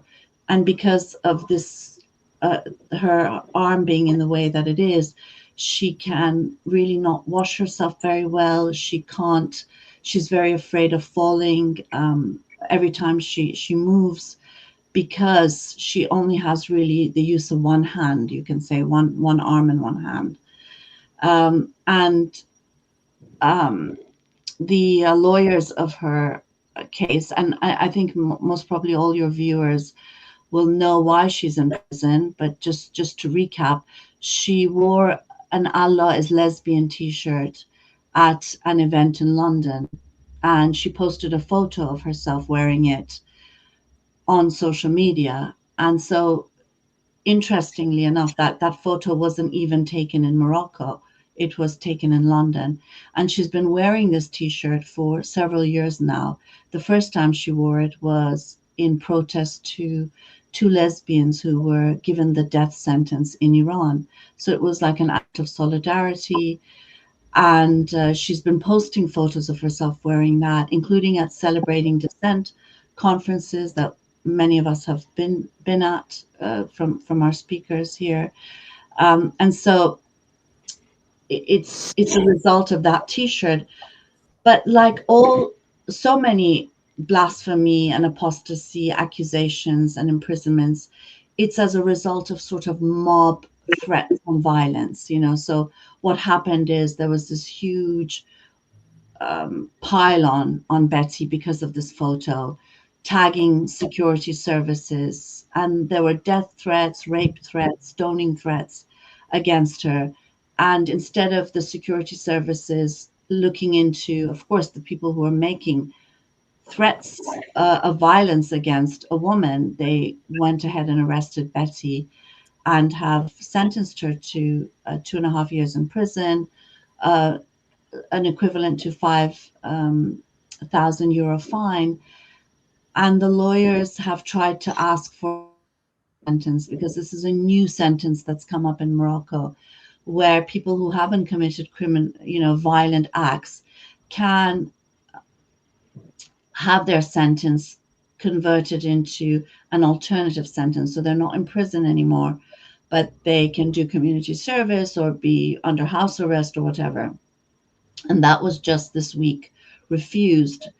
And the judge said that it's because of the dangerousness of her infraction.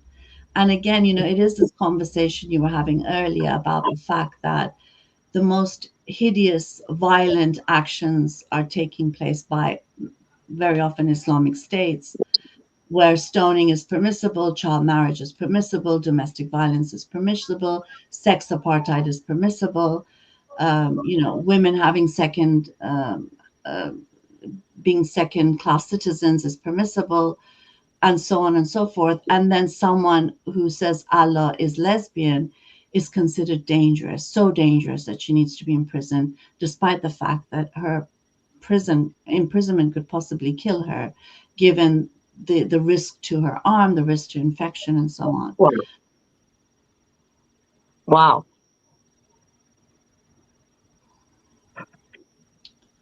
So it's depressing.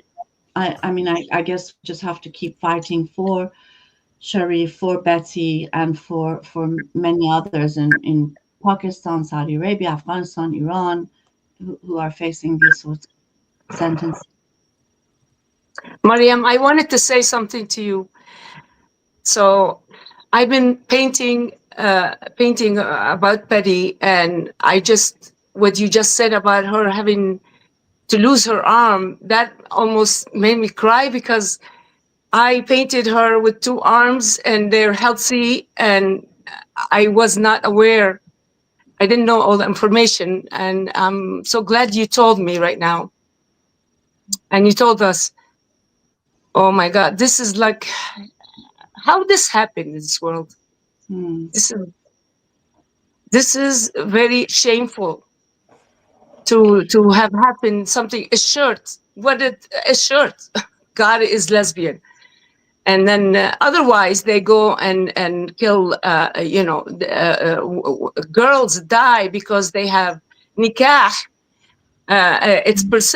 It's allowed. Everything criminal is allowed, but have a shirt on with something against their ideas. That's criminal. I mean, yeah, exactly. And the thing about this too is the fact that there really isn't anything wrong with God being a woman, God being a lesbian, and the fact that there's so many people who think that she did something wrong. It is hard to get support for her, in the sense that people think, well, she shouldn't have done that. Even if she took the photo in London, it seems not to matter. It's the fact that she shouldn't have caused offense.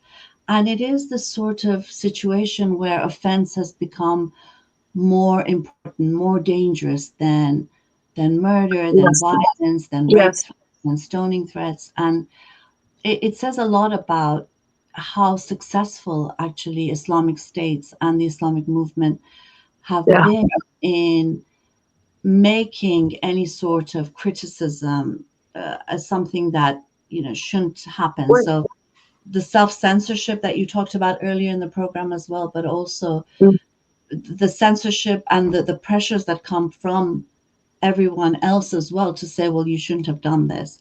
And a lot of people are saying that about Betty, despite the fact that she might lose her arm, despite the fact that she's in solitary confinement. And why is she there for a T-shirt? Yes.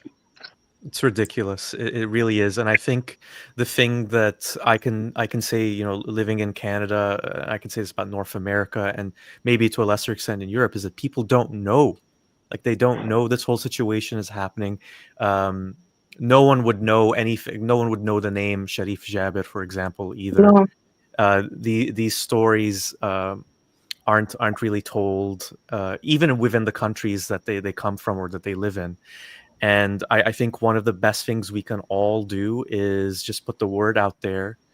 The least we can do is just to at least increase the pressure on the governments that we live in and the governments that are detaining them to do something, to release them. Because at the end of the day, what have these people really done? Is it worth being detained and tortured and punished for? I don't think so. And so what I wanted to also ask all of you is, and we can start with Sherif Gaber, what can people do? Like, what do you like? Is there a website that you can recommend to people to go to? Yasmin, is there anything else people can do? The fact that we don't know where is Sherif Gaber is a problem, because to have official steps, you need information. You need something solid.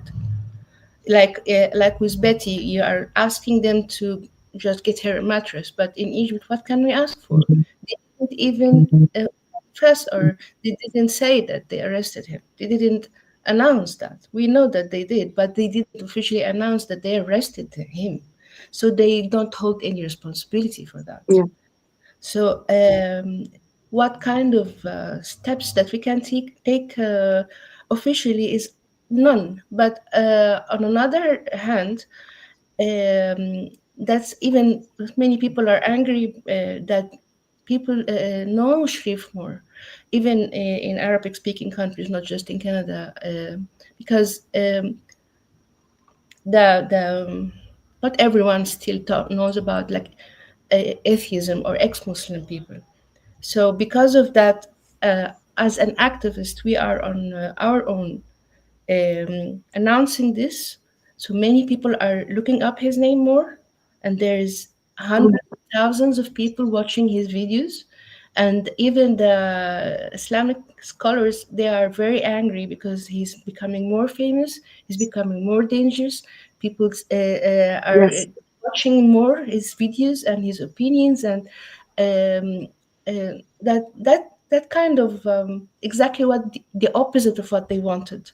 They wanted to silence him, but because they did arrest him and they tried to maneuver not to hold responsibility, so we started to talk about him, and it is going viral everywhere. Exactly the opposite of what they wanted to do.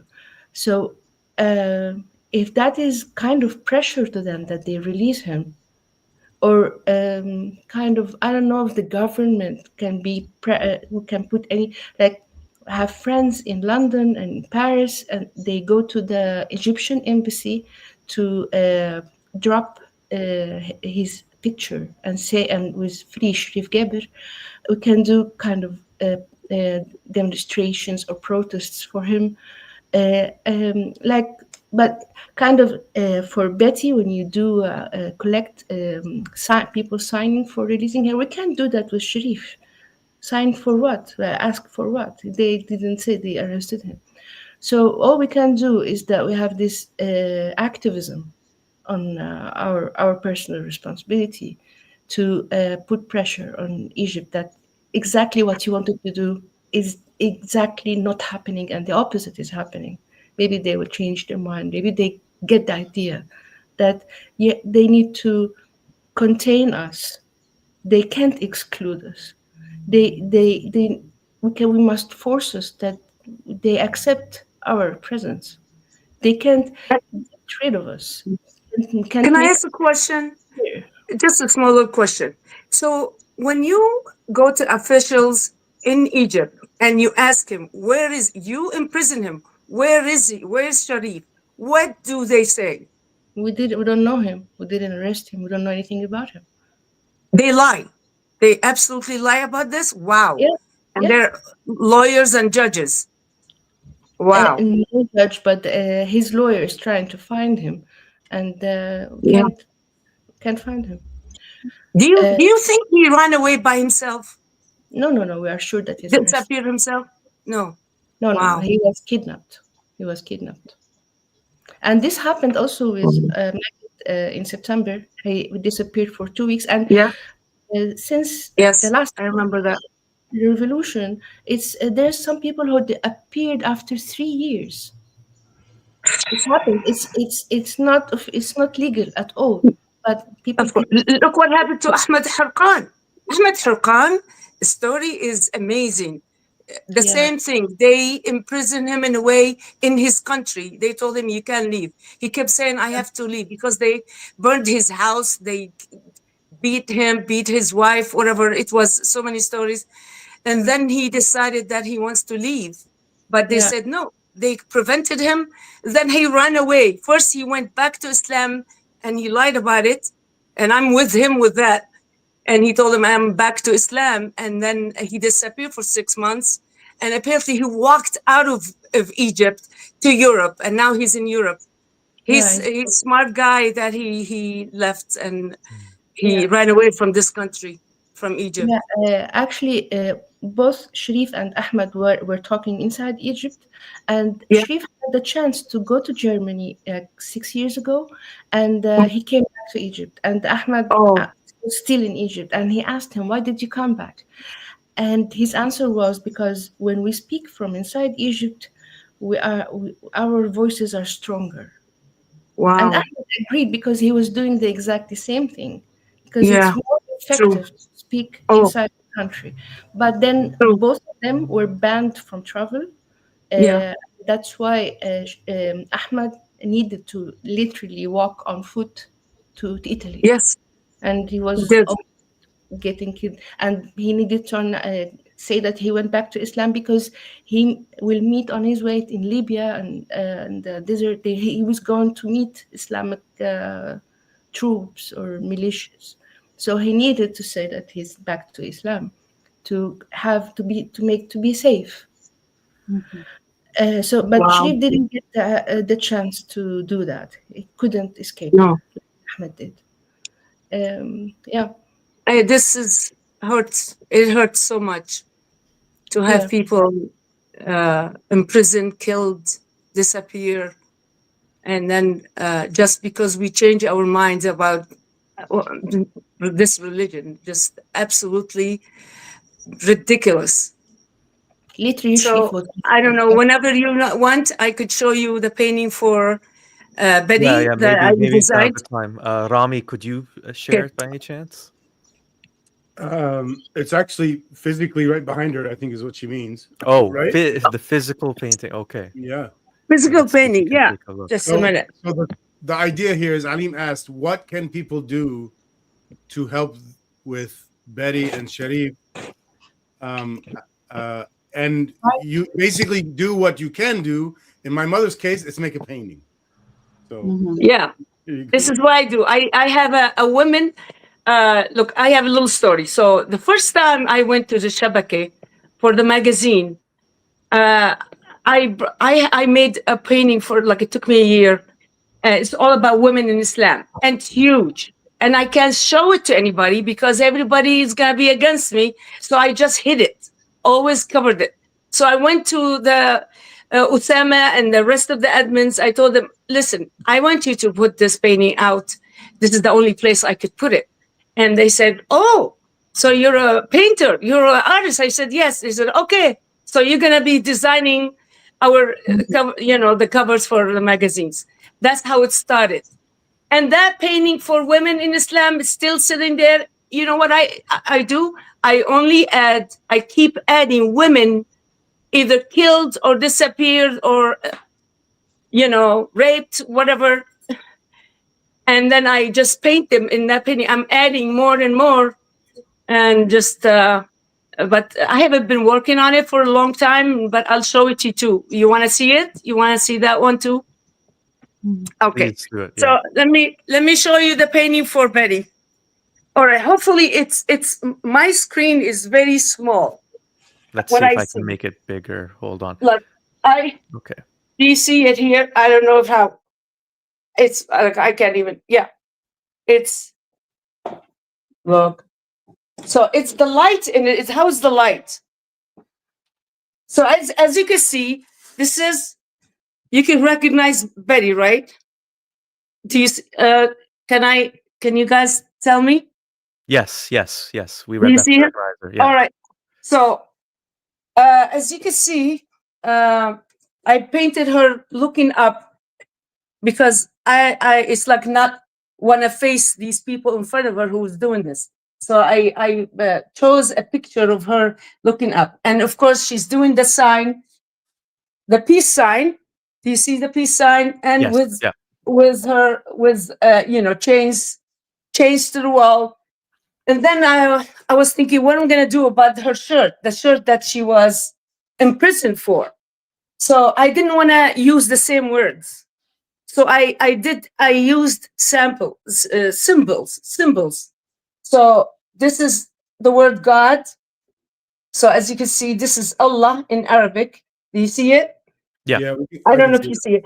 And then this is as is. And this is the sign for lesbianism. As you can see, there's two flowers in two circles, and there's flowers around them. So this is my way of showing the shirt, but not saying actually the same words that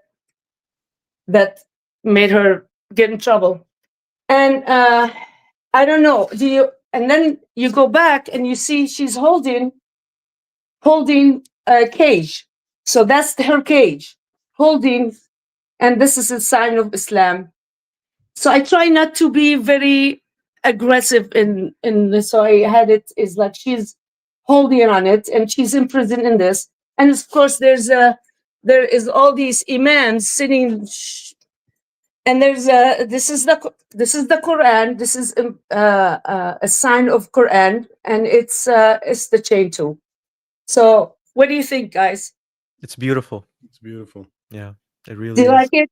So it's what I wanted to show. I don't know. I want to ask you. So because in my eyes, it's sometimes different. Does it show hurt? Does it show all Suffering. this red and white and all that splash? Do you see hurt? I didn't want to show her face that hurts because I refused to do that. I did not want to Her face, show I her. think, shows This is defiance. I would say defiance is what you defiance. see in her That's the face. word, defiance. Yeah. You see defiance, and I wanted to show her, and it does look like her, right? It does, right?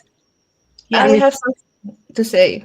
Yeah. The word God looks like Wi-Fi sign, and Wi-Fi is actually stronger than God. It's very It is. convenient.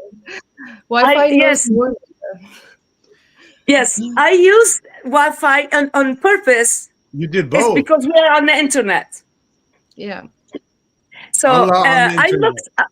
Yes. So I use the word for the sign for the Wi-Fi as Allah. Allah in Arabic, you can see that's alif, lam, another lam, and a T. You are giving Allah a bigger size than his size.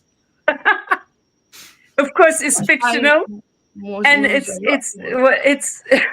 representative of that they say God.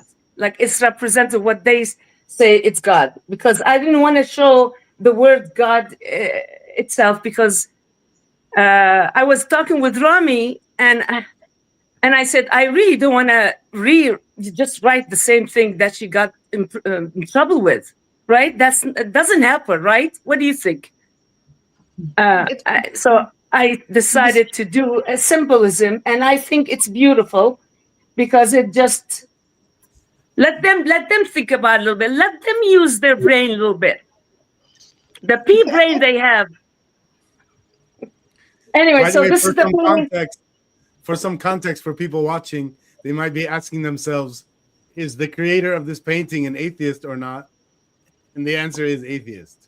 Yes, I'm an atheist. Yes, I use the word God is because it have been used, but no, I don't believe in the God that they always say. Maybe there's some power, but it's nothing to do with the religions that we have seen. No, their books prove.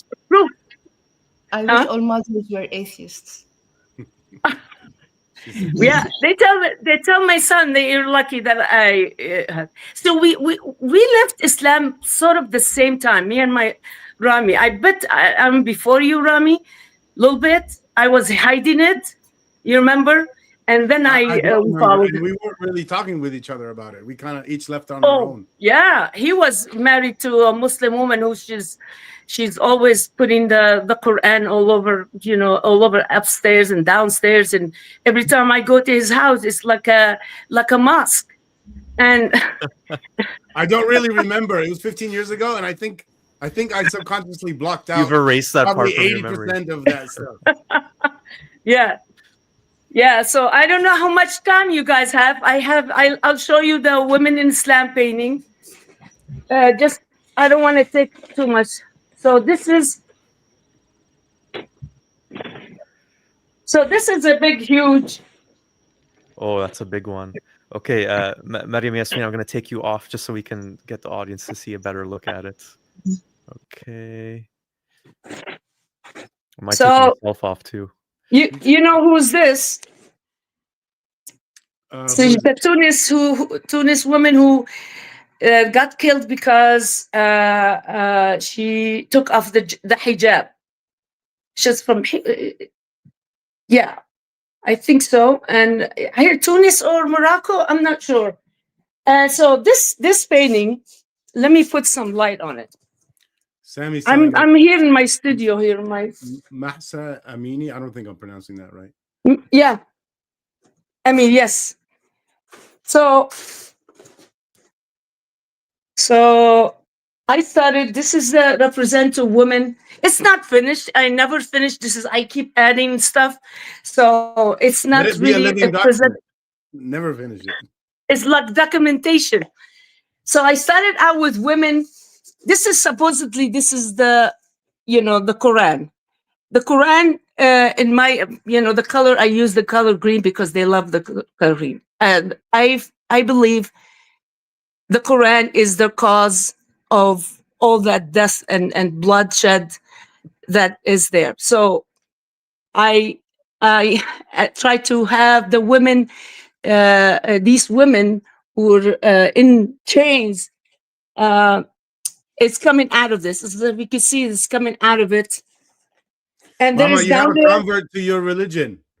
They said, Yeah. okay, I'm obsessed with art now. You are who? Who Somebody said that? said, Arlet up north says, okay, I'm obsessed with art now. All right. I'm glad people are watching. And I So translated actually, that to, I have to tell you, this is the first time I'm showing this painting. If people are watching right now, this is the first time. And I wish it was finished, but it's not. I promise I'm going to finish it. And Osama have to put it on the magazine covers. Okay, so this is the imams. As you can see them, just like all they do is have their big mouths and screaming, yelling. And there is, I'm thinking, I'm going to do something else connected to this. There's other, Sherif, Gaber is going to be there, and Betty too. So this is going to be added here. So here, well, do you think I'm going to get in trouble with this for this painting? I think so. Anyway, so this is the representative of women. And so it's like, as you can see here, I don't know if you do you see how, this is a woman right here and her half brains. You remember, if Islam tells women we have half brains and we are shamed, something to be ashamed of. So this is, so I put the brain here, and there is a, so this is the Mghara. Mghara is where Muhammad supposedly received the message from God. So, oh no, it looks like she's frozen. Don't know what's going on. And this is that talk to him. I'm frozen? Who's for frozen? a second you were. Me? It looks fine. It looks fine now. Oh, okay, now. All right, so Yeah, this is, you're back. so Yeah. this is the angel that made him supposedly in Maghara. And so this is the words that made, so I wrote this is just to show what he's writing and what he's thinking about and whatever. And so here, there's Arabic words that you guys, I don't know who speaks Arabic there. Of course, I don't know if you, Alim I can could, read in Arabic, right? yeah. I have If a you could lot of read- difficulty reading that kind of script, though. Yeah, it's a little bit. I actually al-khudu. You can read it, right? Right there. A little bit difficult. Yeah. So this is the painting about women. Thank And you so much for sharing it. There is. You're welcome. And this is something here. I started with this. It's gonna represent something else right here. And of course, I love to add things that sometimes it doesn't have to do with this. So I added the pyramids right there. Do you see it? So, yeah. And I don't need to tell you about this. This is the black rock that everybody goes and try to, in the Kaaba, to try to, touch. So that's, I see them kissing it, right? Yeah, kissing it. So, it shows how it's like a woman. This looks like a woman's part, women's sexual part. And I don't know if you have realized that, but it is, in my opinion. So that's why I put it right there, right there. And there is, right, there's something there I don't want to say right now. Anyway, so it's getting deeper and deeper. And I'll finish it. I promise to finish it and show it in all. Thank you so much for sharing it. And I'm just going to add You're Maryam welcome. and Yasmin back on. Okay. Yeah, thank you so much for sharing. So And you guys liked it? it was How do you beautiful. like it? I love the colors, the imagination, the different shapes, like everything, all of it. They're very powerful. Yeah, I love to use my art to I have been doing. If you go to my website, you'll see all the paintings I have done for that, and it's about one of them is about Nahid Hatar, the guy, the writer who got killed because he was criticizing Islam, and it's a shame, and I'm so sorry for all this, but this is the world we live in now. We have to keep plugging along. Yeah, we keep So, going. so Maryam and Yasmin, I want to just turn over to you if there's any last things you want to share. We're going to share all the links for people. For example, if for Betty, if you want to learn more and if you want to help and sign a petition, you can find all the links at freebetty.org. And for Sherif Gaber, I think what the least any of us can do is just use the hashtags where Sherif Gaber and free Sherif, hashtag free Sherif Gaber as well. Yeah, Yes. don't stop writing. If I can just add that I think exactly the point is that even if he's not in prison, even if they're not, we don't know which prison Jaber is in, even if the Egyptian government is not giving that information, we can still put pressure by asking where he is. So I think that is hugely important. What we can do, the least we can do really is to make sure that they're not forgotten. These are activists who've done a great deal to defend the rights and lives of many people, Betty, Sherif, and the least we can do is to make sure that they're not alone at this time and that they're not forgotten. And it's very useful for governments. If they're forgotten, they can do whatever they want with them. And so it is hugely important that we keep this pressure on, even if it seems useless. It does have an effect. I mean, governments Yes. do pay attention. It does cause embarrassment for them and they have to respond. And so I think we need to do that as a minimum. All of us need to do that. And during these 16 days of activism from November 25th, which is the International Day Against Violence Against Women, until December 10th, which is International Human Rights Day, we are doing 16 days of activism for Betty. And we're asking people, there's a link that's also on the Council of Ex-Muslims site, which gives you information on where you can write to the Moroccan authorities, where we've even put sample letters there, so you can just copy paste that letter if you don't want to spend time writing your own, tagging them in social media, writing to them. And on December 10th, we also have protests at various embassies. So we already have protests in Berlin, in London, in Paris, and LA, Wow. in Milan, in front of various embassies, where we're going to be taking mattresses and dumping it at the Moroccan embassy to say Betty needs a mattress because she's Wow. in a lot of pain. So if you can do that, even if there's one or two of you, just to go and take a mattress, you can buy, you know, a portable one for very reasonable, even a camping one for even $10, £10. It's easy to find. And then you can donate it to someone who's homeless after.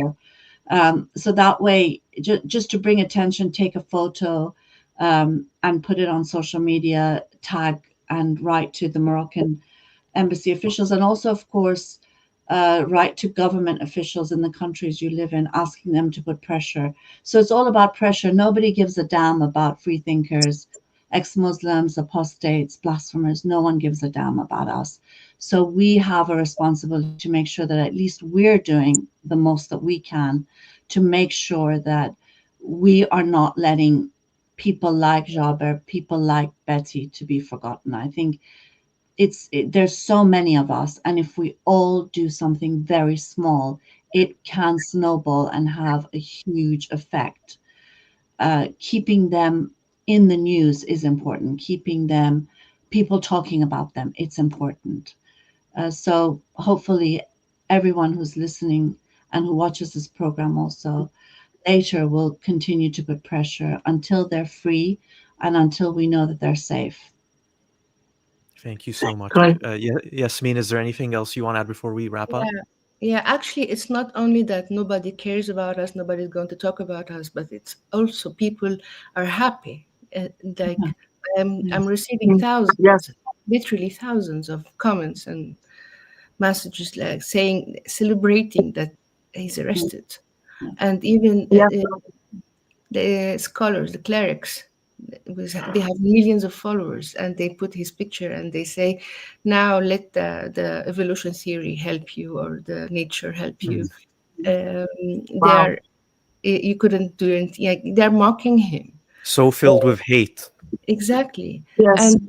And the majority of the people, the internet users, are happy. They're celebrating that. And so I mean, we must keep talking. And also I wouldn't say there's a margin of Muslim people who are nice in a way, and they don't like that we get treated that way. If they are willing to do something about that, they should, I guess. Like, you don't have to be atheist to write about someone's freedom, someone's respect, someone is getting detained for their wearing a t-shirt, or for their questioning things, or having like curiosity, criticizing, critical thinking. You don't have to pay for that. This is good things, actually. You don't get punished for that. So if you believe in freedom of expression and critical thinking, human rights, you don't need to be ex-Muslim to write about them, about Sherif or Betty. You just need to be a human. You need to be fair to write about those people, and ask for their rights. And remember, if you accept the violation of human rights, you are a human yourself. Your rights are going to be violated too. Don't be narrow-minded. We are all the same. Thank you, Yasmin. And thank you to all of you. This was really moving for me personally, especially because whenever I say a story like Sherif Gaber's or anyone, or Betty's, there's the thousands and thousands, tens of thousands, who knows, maybe even millions, who are suffering in silence, whose stories don't ever get heard. And I'm hoping that, if we increase the awareness about these individuals, it also helps all those other people too. And what I'll do is I'll timestamp this specific segment so people can share it, and so people can learn about these stories in case they haven't heard of them already. So thank you so much again. I just wanted to say, if you guys need this painting, put it on shirts. I will just send it to you guys. If you need it, I'll send it, and then you could put it on shirts, or you could use it for any other activism. Amazing. Thank you. You're welcome. Thank you so much. Thank you. You're so welcome. much again. Thank you. Okay, take care, everyone. Thank you very much. Bye-bye. Bye-bye. So next, if Nushuz is still here, I don't think she is. We okay. ran a little bit long. Yeah, it's our fault. We took too long. So we did have a segment where we're going to talk to this writer, Nushuz. Maybe we'll save it for another live stream. Rami, what do you think? Maybe on your channel, or we'll figure it out. I mean, I'm going to have her on my podcast, and I was. There you go. I was going to use this little few minutes to promote the podcast I'm going to do with it's like her as a to soft talk launch. about her book. And then I was going to also use it to convince you to have her on your show about the same thing. Okay, well, why don't you just give everyone like kind of like a quick preview? Okay, What's so the book the book about? is called Born a Burden. And actually, I don't Born a Burden. Born a Burden. I should get the full title. Born a Burden: Breaking Free from Islam, Tradition, and Silence. And I haven't finished the book yet, but it's so amazing. I'm actually having a hard time getting through it because I'm learning so much about how horrible it is in a lot of the Muslim majority countries. And I'm from the US. I don't know about these things. You know, I see a little bit of, I learn a little bit about the rest of the world, the ex-Muslim situation in the rest of the world through ex-Muslim subreddit. But after reading this book, I'm realizing people don't say a lot in the subreddit. But what Nushuz did is she had a lot of interviews with these people and she got a lot of information out of them. And it's all in the book. Ex-Muslim stories. And it is horrible. It is jarring. And I guess if you're from over there and you dealt with it, it'll just look like the same old stuff you already know. But the book is more than just ex-Muslim stories. It is also a lot of explanation and logic about why these things are bad, why the morality that Islam says is bad and how it harms our lives. So that's what it's about. No, it sounds really interesting and definitely open to having the shoes on my channel too. So yeah, everyone look it up. Born a Burden. Yep. Okay, and we're gonna just wrap up the live stream. I think it went really well.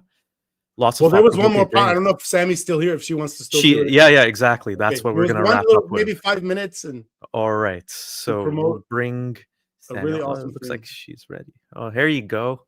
All right. Changed out my screen just so you could see behind me of what I'm going to talk about. Okay. All right. I can actually share it Sure, go separately for it. too. So maybe we'll do that too.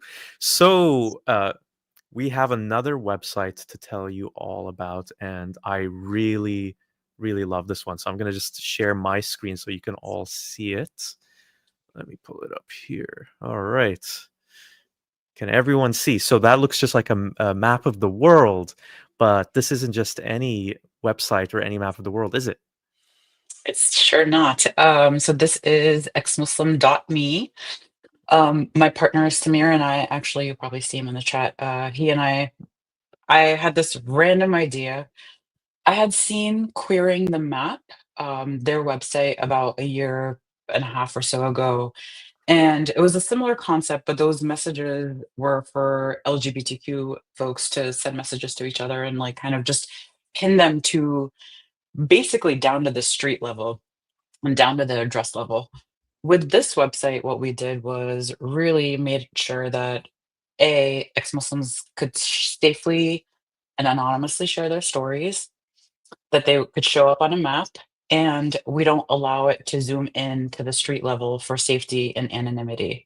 And so right now we are just showing sort of some of the big cities. Some of the updates that are coming for this is we're probably going to be adding more cities so that folks can actually choose the city that's a little closer to them. But yeah, so far, I mean, literally within the first 36 hours, we had over 170 stories, and today we're at 214. And I'm blown away by just people coming in I'm and in there. yeah, I'm in there.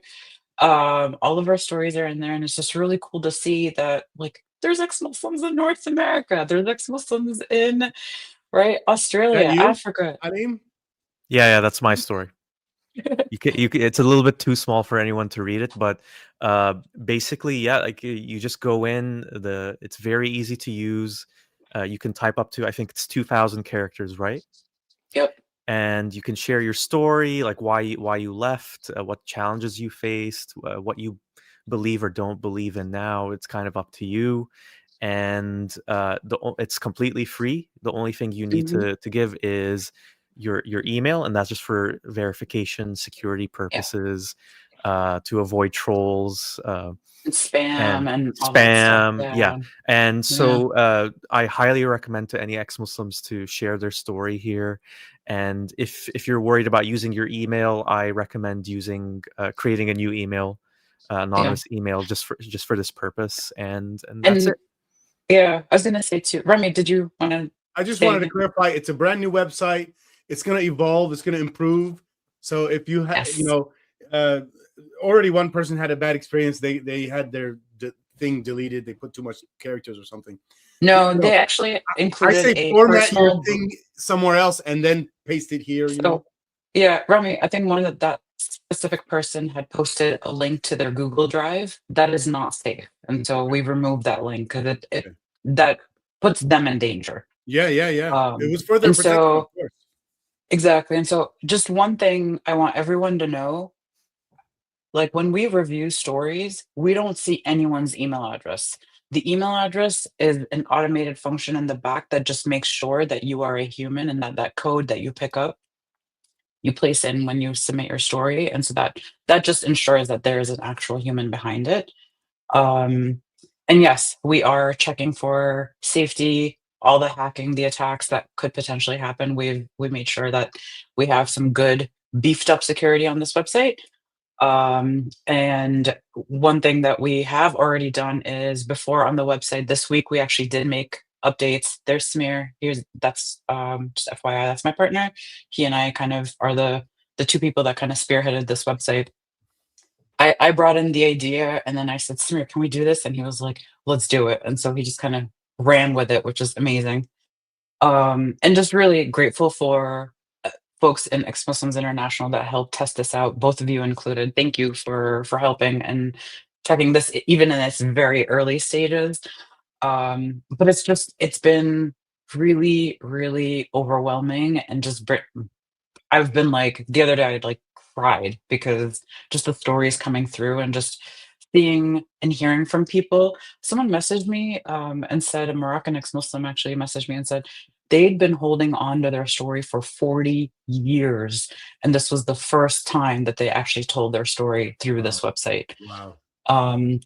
Someone else messaged it was saying, like, needed, it was like and is needed. Yeah. Someone else messaged like it felt like a brick was like removed from their chest, like that they'd been holding on to this for so long. So it's just been really cool to see the growth. And yeah, we're hoping more people come out and share their stories.